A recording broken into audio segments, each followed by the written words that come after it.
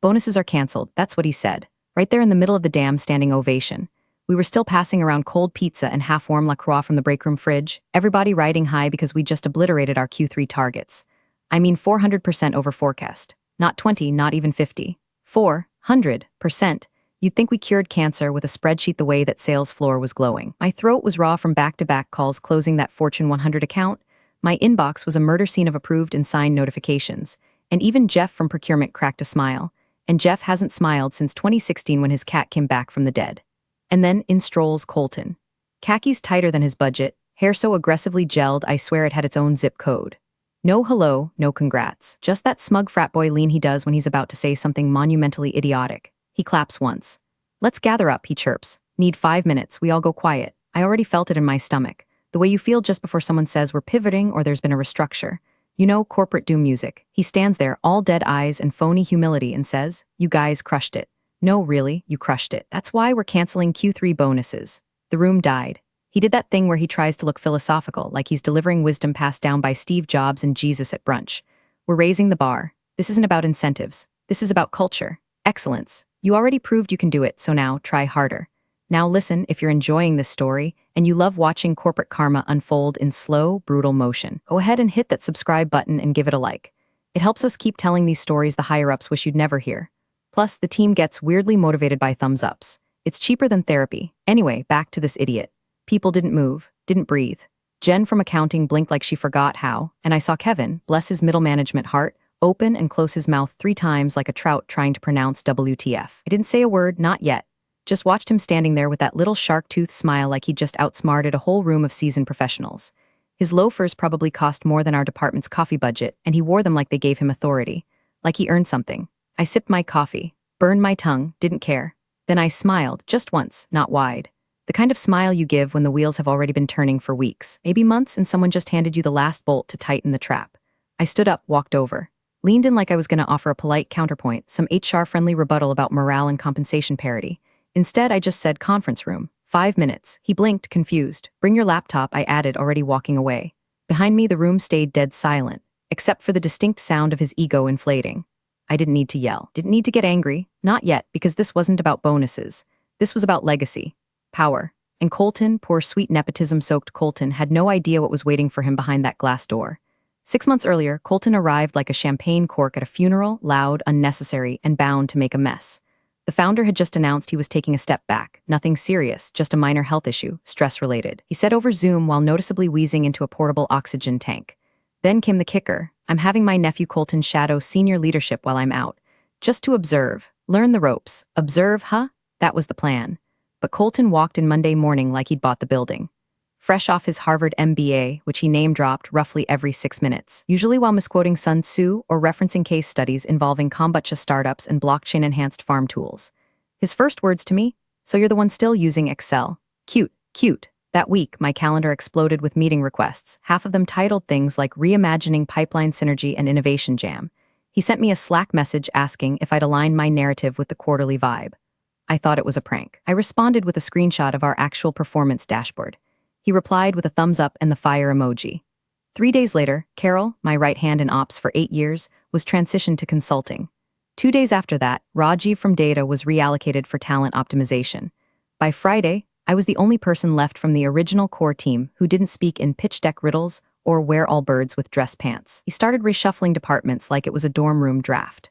Brought in his fraternity brother Tate as head of talent culture, a man whose only known skill was producing a podcast about bro philosophy called Grindology.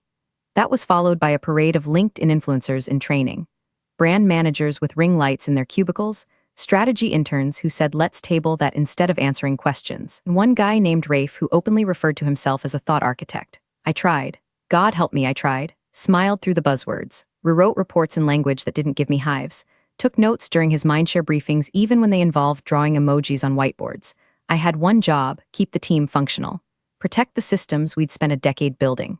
Do what women in corporate America have always done. Hold the damn line while the toddlers play CEO. Then came the pitch.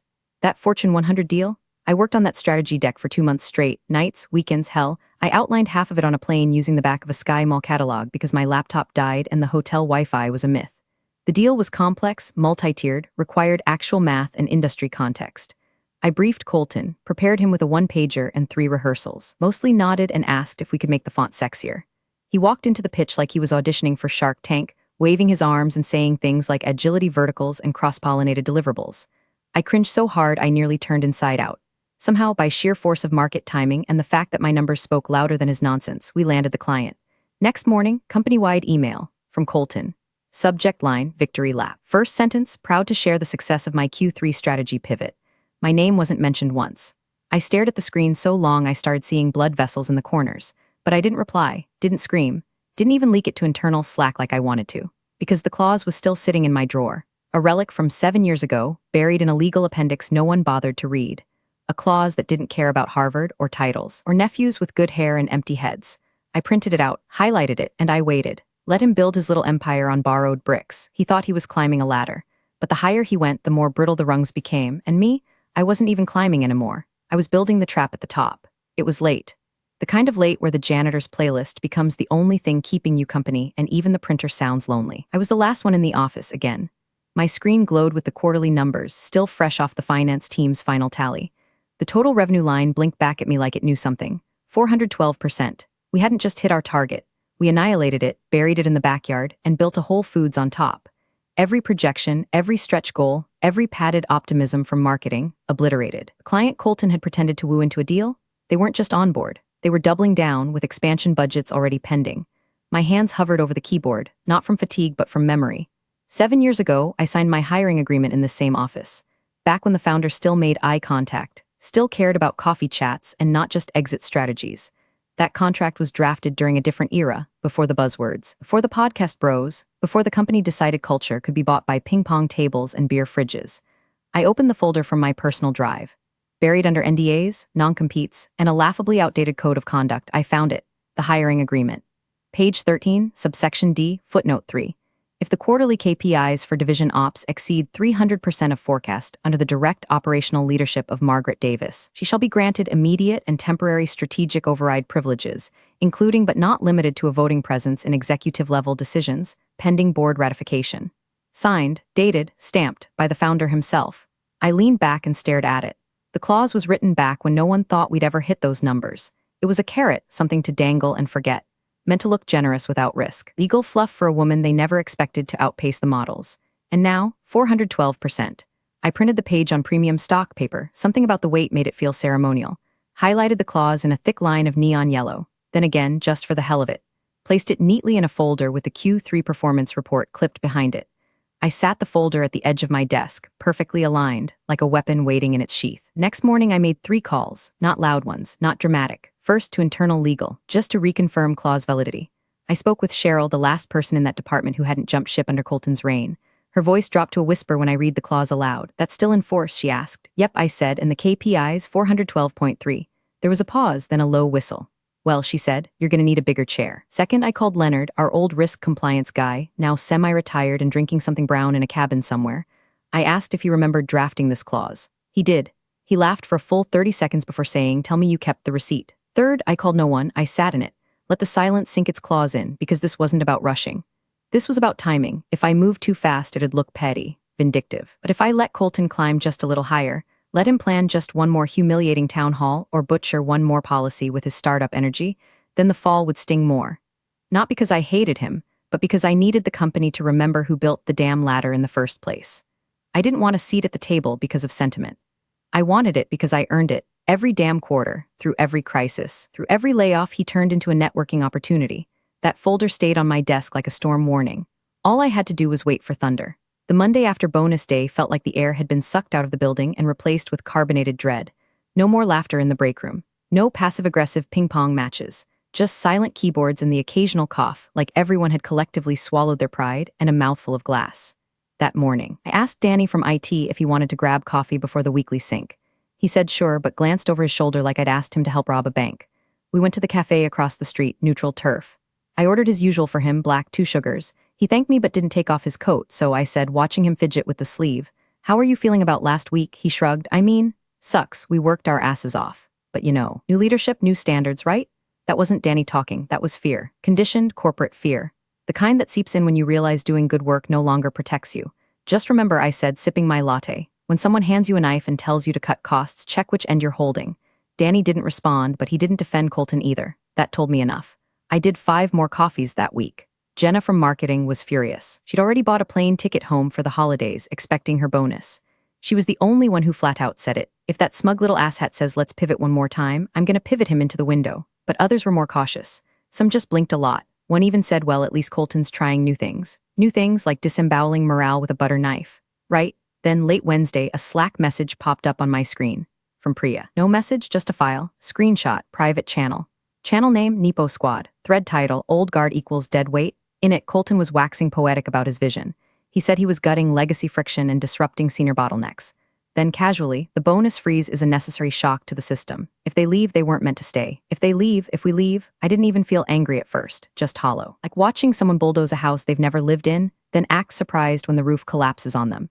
Colton wasn't trying to lead, he was trying to erase. He wanted to turn the company into a mirror, one that only reflected his ideas, his language, his friends, his damn haircut. And for a second, I hesitated. I'm not proud of it, but I'd spent 12 years here. This place wasn't just a job, it was the structure around which I'd built my life. My routines, my confidence, my identity, and now this? Toddler in designer socks was rewriting the DNA. I stared at the folder on my desk, the one with the claws, thought about pulling it out. Then I slid it back into the drawer, not yet. That night, I sent out an Outlook invite. Q3 Performance Debrief Strategic Stakeholder Review. Invitees, Colton, his inner circle, department heads, finance, and the founder. Looped in via video under the polite excuse of reviewing long-term incentives. Subject line, neutral, agenda, vague. I needed them all in one room. I needed him smug, comfortable, standing on a foundation he thought he'd built himself. Because when you pull the rug, you want the fall to echo. But more than that, I needed the witnesses.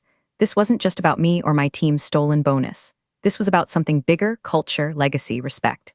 If Colton won, it wouldn't just be my name they'd forget. It'd be every single person who came before him, who kept this company upright through recessions, layoffs, pandemics, and boardroom tantrums. So I prepped. I reviewed every chart, every KPI, practiced my slides like they were testimony in front of a jury, and when I clicked send on that calendar invite, I didn't smile. I just breathed, because the meeting wasn't a debrief, it was a reckoning. Colton swaggered into the glass conference room 5 minutes late, like punctuality was beneath him. Aviator sunglasses still tucked into the front of his collar. Smile too wide, too polished. That manufactured kind of confidence you only get when you've never had to bleed for a win. Margaret, he nodded, slipping into the seat across from mine like we were on a first date, and he already knew I'd say yes. Let's keep it tight, yeah? Busy day. Other department heads trickled in, Jenna, looking exhausted but alert, Marcus from finance, clutching his tablet like a lifeline, Priya with that silent, fire-eyed look that said I saw the Slack thread and I haven't forgotten. And in the center of the table, the screen, blank, waiting. The founder joined via video call, his face small in the corner tile. Still frail, still recovering, but with a jawline that only tensed when he was expecting fallout. He looked tired. He was watching.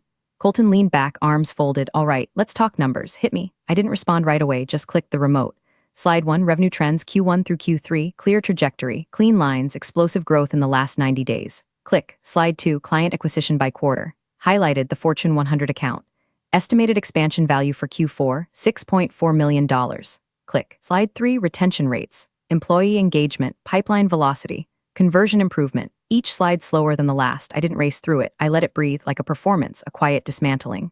Colton started fidgeting by slide 5. He didn't like being sidelined, especially not in a room full of people he expected to worship him. I mean, look, he finally said, cutting in with a laugh that didn't quite stick the landing. No one's denying the numbers. And I love the enthusiasm, seriously. But let's not pretend this isn't the result of strategic repositioning from leadership. His little circle of yes men chuckled nervously. But they didn't echo him, not this time, because facts are funny that way. Once they're in the room, they tend to suck the air out of opinions. Click. Slide 6, a table with forecast versus actuals. Projected goal, $1.9 million. Final, $7.8 million. Bottom cell lit up in bold red font, 412.3% over target. Colton's jaw twitched. I looked at him then, really looked at him. The polish was still there, but the sheen had cracks now. His voice was ready with another quip, but his eyes darted to the founder's tile. Still silent, still watching. I'm walking us through this, I said calmly, because context matters, strategy matters, and credit definitely matters. Click. Final slide. White background. Black text, no graphs, no color. Just the scanned copy of my hiring agreement. Highlighted in neon red, the clause. If the quarterly KPIs for division ops exceed 300% of forecast under the direct operational leadership of Margaret Davis, she shall be granted immediate and temporary strategic override privileges. I didn't raise my voice, didn't flinch. The threshold was 300, I said. We hit 412. Clause is activated. The strategic override is now in effect. The founder's original signature is at the bottom of the page. Dated, validated, unexpired, silence. Colton stared at the screen like he couldn't read. One of his guys, Tate, the podcasting idiot, leaned over to whisper something, but Colton waved him off. Jenna smirked. Marcus looked like he'd just witnessed a car crash and wasn't sure whether to cheer or take notes. The founder cleared his throat. Colton, he said, voice calm, thin, but hard in a way that carried weight. Son, turn her screen off now. Colton blinked. What turn it off? But he didn't. He couldn't because the clause wasn't just a footnote, it was a knife. Legal, surgical, perfectly timed. And I had just buried it in the heart of his credibility in front of every executive he still had left. I didn't move, didn't gloat, because I wasn't done yet. This wasn't the victory. This was just the reveal. The founder's face stayed frozen in that little video tile. Quiet, unreadable, a flicker of static curling at the edges of his screen like it was trying to hold back what was coming. He looked older than I remembered. Not just tired, but thinned out, like a man who'd handed over the keys to a house and came back to find it gutted and repainted in cheap colors. But his eyes? Still sharp, still dangerous. You don't build an empire without learning to spot a snake in your own bloodline. I turned slightly, not to him, not to Colton, but to the room itself, to the witnesses. I didn't need to raise my voice. The clause is valid. It was signed 7 years ago during my executive reappointment, witnessed by legal, and entered into contract records under HR file hash A27 to 441. It stipulates that any quarterly performance exceeding 300% of forecast would trigger strategic override authority for the head of division ops. I clicked back to the KPIs. Let the numbers speak one last time. Didn't need to embellish. Q3 forecast was 1.9. We closed at 7.8. That's 412.3%. I was head of division ops. I still am. Silence stretched. Colton let out a single laugh, short. Fragile? Come on, he said. This is a dinosaur clause. It's ceremonial. No one actually, he faltered, glanced at the founder. I mean, we've evolved past that kind of legacy red tape, right? The founder didn't respond. I mean, sure, technically it's in there, but so are half a dozen clauses about equity dispersion during IPO, and we're not IPOing, so it's like still silence. He tried again, but this time to the room. You all get this, right? I mean, we're not gonna append the chain of command over some dusty piece of paper from the pre-Agile era. Let's be adults. No one spoke. Jenna leaned back in her chair, arms crossed. Priya folded her hands in her lap like she was watching a courtroom drama and waiting for the verdict. Marcus looked down at his shoes, and the founder, he didn't even blink. Finally, he spoke. But not to me, not to the room, just to Colton. Son, turn her screen off. Now. 4 words. No emphasis, no anger. Just cold steel delivered through a screen that might as well have been a guillotine. Colton froze, his smile vanished. Shoulders slouched just a hair. It was subtle, only someone who knew the signs would see it, but it was there. The kind of body language shift that happens when a man realizes the air he's been breathing was never his to begin with. He reached for the keyboard, hovered, but didn't press a thing. Uncle, he started, trying to spin. I think we need to realign on, the founder cut him off. No, just that, a single syllable, a damn hammer. Then his eyes flicked to me, not warm, not congratulatory, just measured, like a man doing mental math about what's left to salvage. I remember that clause, he said. I insisted on it. Said we needed a safeguard in case the next generation got stupid. He didn't say he didn't have to. Colton was already crumbling under the weight of that one word, stupid. There it was, the shift. The room no longer belonged to him. Hell, maybe it never did. But this was the moment when even his own reflection would stop believing he was in charge. The founder looked back to the screen. Margaret, he said, continue. And that's when I knew. This wasn't just a rebuke. It was a removal dressed as a meeting. And I was no longer a department head under siege. I was the one holding the ledger. And the bill had come due. The door closed behind Colton with the softest click I've ever heard, but it felt louder than any tantrum he could have thrown. He hadn't even been escorted by security, just 2 internal HR reps and a freshly printed packet labeled clarification review, like that would soften the blow. They'd waited until after the founder signed off and the room fell into a heavy silence, the kind that follows a detonation. Nobody said a word for a long time. It wasn't a celebration. There were no high fives, no slow claps, just the low hum of fluorescent lights, the faint tapping of Marcus's pen, and the lingering smell of burnt coffee from Colton's untouched mug. Then Priya cleared her throat. So, what now? Eyes turned to me. I didn't reach for the head seat, didn't slide over Colton's abandoned laptop or grab the floor like I was staging a coup. I just leaned forward, folded my hands on the table and said, we focus on Q4. No drama, no distractions, just results. The founder hadn't hung up yet, he was still watching. Listening, Margaret, he said, the board's prepared to offer you interim executive authority, operational lead until we finalize direction. You'd report directly to no, I cut in gently, thank you, but I'm not interested in the title. He paused. The others looked puzzled. I glanced around. I've never needed a title to lead. I just need room to fix what got broken. I slid the folder across the table. On top, a 2-page proposal, simple, direct. 1 request, full discretion over Q4 operations, including personnel restoration, resource allocation, and performance strategy. No red tape, no committees, just trust. He read it, blinked once. Fine, he said, it's yours. That was it, not a promotion, a restoration. Not for show, for substance. By the time I walked out of the conference room, my heart wasn't pounding anymore. No adrenaline, just the solid thud of something real clicking back into place. The next day, I sent 2 messages. First to Carol, my former right hand, laid off during Colton's first efficiency sweep. The second went to Rajiv and Data. They both responded within 5 minutes. Name the day, and they did. Walked through the doors like survivors returning from exile. No fanfare, just quiet nods and sleeves rolled up. The air changed. It wasn't instant, but it was noticeable. Meetings ran tighter. People stopped looking over their shoulders before speaking. The whiteboards filled up again, real plans, not buzzword hieroglyphics. Jenna pulled me aside that Friday and whispered, "It's starting to feel like us again." I didn't smile, not because I wasn't grateful, but because I knew better than to celebrate too early. Fixing culture is like fixing plumbing. You can't just mop the floor and pretend the pipes aren't leaking. I walked the halls every day that week, not as a boss, as a builder. I checked on teams, asked questions, answered them, pulled spreadsheets myself, no filters, no narrative realignment, just work. Colton's shadow still lingered. His podcast buddy Tate quietly resigned on Friday. No announcement, no goodbye email, just a wiped desk and a calendar that now had gaps instead of stacked ego fests. I didn't mention it to anyone, didn't need to. By the second week, the operations Slack channel changed its tone. Less groaning, more building, less survival, more momentum. I knew the work wasn't over. Colton was gone for now, but the damage he left behind wasn't. Trust takes time. But the cracks were sealing, piece by piece. And every time I sat back in that conference room, one with the floor-ceiling windows and the ghost of his fake leather briefcase still imprinted on the table, I felt it. Not power, not revenge. Just balance restored, quiet, strategic, mine again. The first thing I did wasn't fire anyone. It wasn't send a snarky company-wide memo or order Colton's name scrubbed from every document like he never existed. No, I opened Excel. It's always the invoices that tell the real story, not the memos, not the all-hands calls, the money. That's where the rot lives. And boy, did Colton's vision leave a trail. I started with consulting because if there's one thing a nepotism prince loves more than buzzwords, it's hiding bad decisions behind third-party logos. Took me about 20 minutes to find the invoice that made my eyelid twitch. $18,000 Strategic Inspiration Sessions, X3, submitted by R. Ray. Solutions. R. Ray, Rafe Anderson, otherwise known as the thought architect from Colton's dorm, who once spent an entire off-site retreat explaining how synergy is a spiritual state. The description line read, cross-functional unblocking, culture realignment ideation, and proactive imagination scaffolding. Translation. He talked in circles for 3 hours and billed us more than our entire Q3 team building budget. And he wasn't the only one. There was a $12K charge for mindset recalibration, $9K for brand detox, and a bizarre $5,600 line labeled liquid brainstorming enhancement, which, as it turned out, was kombucha. I didn't get angry. I built a folder, every padded invoice, every questionable retainer, every sudden vendor switch Colton greenlit without so much as an RFP. I documented, cross-referenced, and flagged discrepancies in red. By the time I was done, it looked less like a spreadsheet and more like a crime scene. Then I slid the whole thing to HR. No commentary, no drama, just the facts. And to their credit, they didn't drag their feet. 2 days later, Tate's resignation was followed by a handful of other quiet exits. A few were offered new opportunities elsewhere. A couple went without ceremony.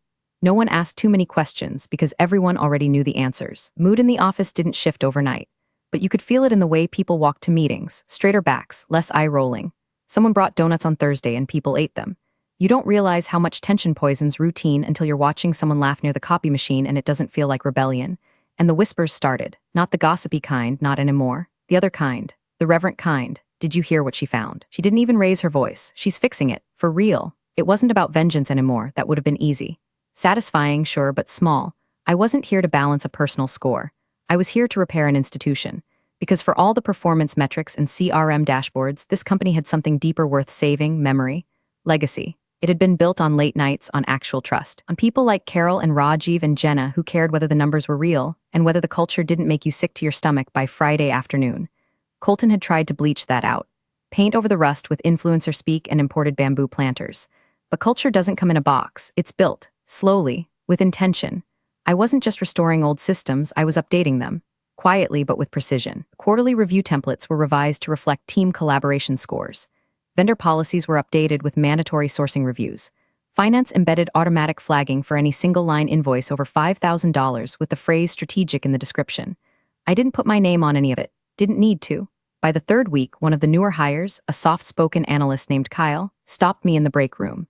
"Hey," he said, nervous. "Just wanted to say it's been better lately." "Like way better, thank you," I smiled. Not because I needed the praise, but because he noticed. Because when the junior staff start feeling safe enough to speak, that's when you know the cleanup is working. No press releases. No executive reshuffles splashed across LinkedIn. Just reform, quiet, disciplined, and permanent. And every time I walked past the wall where Colton used to hang his branded motivational posters, disrupt or die, hustle harder, I noticed they were gone. No one asked where they went. No one replaced them, and I didn't need to. The message was already loud and clear. The founder's name lit up on my screen at 6:07 a.m., a time reserved for emergencies or legacy shifts. I just poured my coffee, still in sweatpants, hair tied up, laptop propped against a stack of Q4 reports I'd been reviewing since dawn. The man had impeccable timing. Or maybe he'd learned the value of early calls from watching how I ran this place without him for the last quarter. He didn't open with small talk. "Margaret," he said, "I need your eyes on something." 20 minutes later, I was in the main conference room again. No Colton posters, no fake agendas, no interns Instagramming their oat milk lattes in the background. Just the real players now. The founder's face popped onto the screen again, smaller this time, background blurred. Diminished maybe, but not weak. This was different from last time. No judgment, no power plays, just respect. He nodded once, then opened the call. "This merger is with an East Coast firm bigger than us in tech, smaller in distribution. But if we integrate right, this sets the stage for a global logistics footprint. Their board's been briefed, CEOs joining in shortly." I reviewed the deck silently. Financials were solid, synergies real, not just PR fluff. No loose strings, no frat boy fingerprints until the founder cleared his throat. "They insisted on one condition," he said, "your involvement, full strategic oversight, from your team only." Before I could respond, the screen split and there he was, Julian Monroe, the CEO of Ventral Dynamics, Ivy League sharp with the kind of face that didn't waste words. He scanned the room quickly, like a man taking inventory. "Morning," he said. "Let's get straight to it." He turned his eyes directly to me. "We're excited to work with Margaret's team. No offense to anyone else, but that was our line in the sand. Her numbers, her infrastructure, her call." I heard a chair squeak across the table, just barely. Colton. Apparently he'd been reinstated last week as a gesture of goodwill. A bridge builder title, liaison to the merger. No decision-making authority, no budget. Just enough rope to keep him from crying foul to the board. He cleared his throat like he was prepping a TED talk. "Well, I think," Julian raised a hand, "we've already asked for his removal." Colton froze mid-breath. Julian didn't flinch. "It was in the preconditions we sent Tuesday. Clean handoff, no redundancies, no distractions. We'd rather delay 6 months than build around his influence." The founder said nothing, just nodded, slowly, deliberately. Colton's mouth opened, then closed. For once he read the room correctly. He stood, gathered his notebook, and left, no tantrum, no defense, just the sound of his footsteps down the hall growing softer with each one.